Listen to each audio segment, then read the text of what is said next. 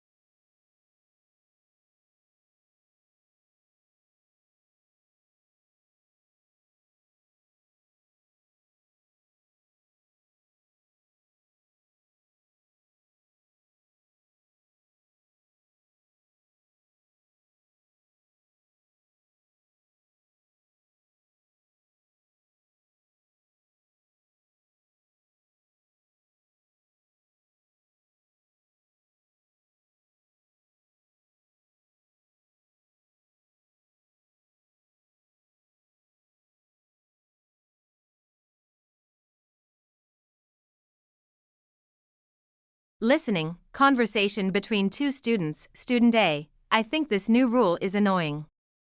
Sometimes, I need a room at the last minute to work on a group project, and now I won't be able to get one. Student B, yeah, but the new system will probably make it fairer.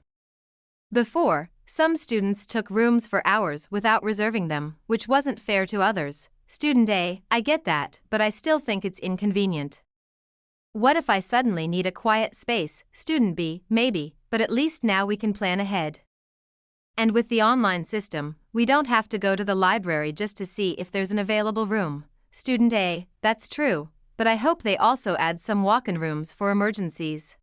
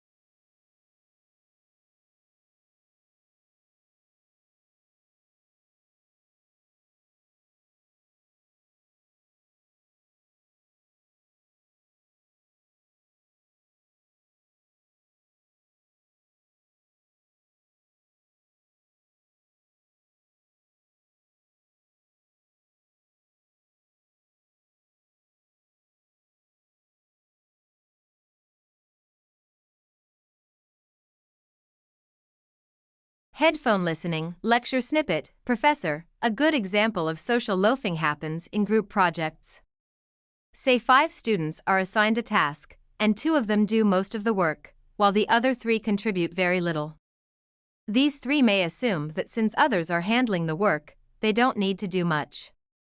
This is common in workplaces too, where employees might rely on coworkers instead of putting in full effort. To address this, companies often implement performance reviews where managers track individual contributions.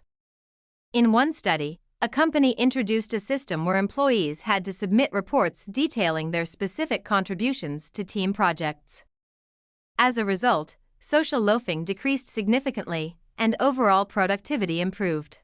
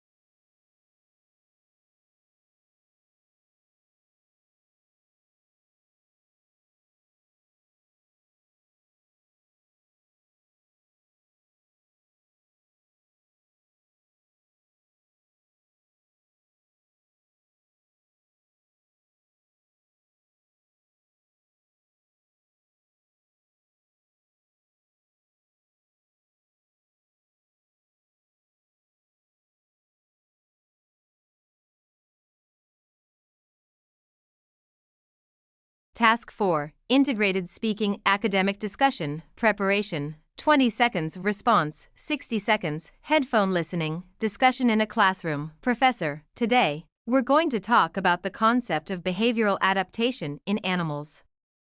This refers to changes in an animal's behavior that help it survive in its environment. Student A. So, like migration? Birds fly south in the winter because it's too cold up north. Professor, exactly. That's a great example. Migration allows animals to find food and avoid extreme weather conditions. Student B. I think hibernation is another example. Bears sleep through the winter so they don't have to search for food in the cold. Professor, right. And some animals, like squirrels, store food in the fall so they have enough to eat when resources become scarce.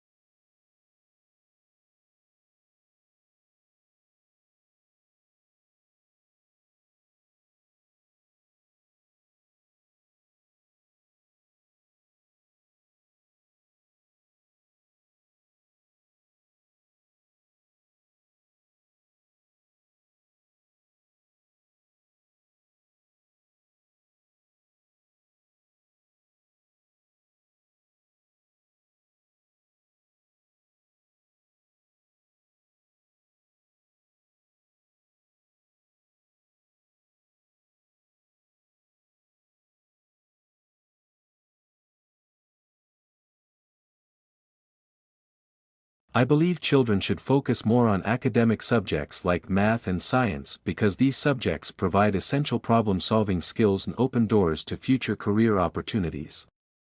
A strong foundation in science can lead to advancements in medicine, engineering, or technology, while math is crucial for critical thinking and logical reasoning. These subjects not only prepare students for specialized careers but also enhance their ability to analyze information and make informed decisions in daily life. Additionally, academic knowledge builds a strong intellectual foundation that benefits students in various ways. For instance, scientific literacy helps individuals understand important global issues, such as climate change and medical advancements, enabling them to make responsible choices. Similarly, math skills are essential in managing personal finances, from budgeting to calculating interest rates. Although practical skills like cooking or fixing things are useful, they can be learned later in life or through hands-on experience. Academic subjects, on the other hand, require continuous learning and long-term dedication. By prioritizing math and science, children will be better prepared for higher education, innovative careers, and the rapidly evolving job market of the future.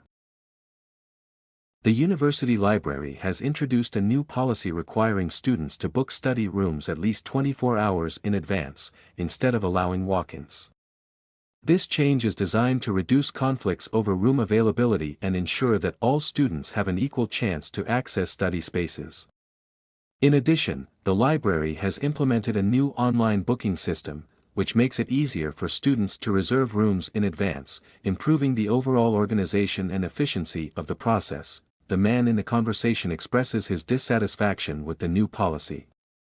He finds it inconvenient because he sometimes needs a study room on short notice for last-minute group work or studying.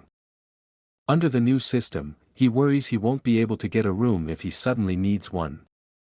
Despite this, the woman argues that the new system is fairer because, in the past, some students would reserve rooms for long periods without using them, which prevented others from having access.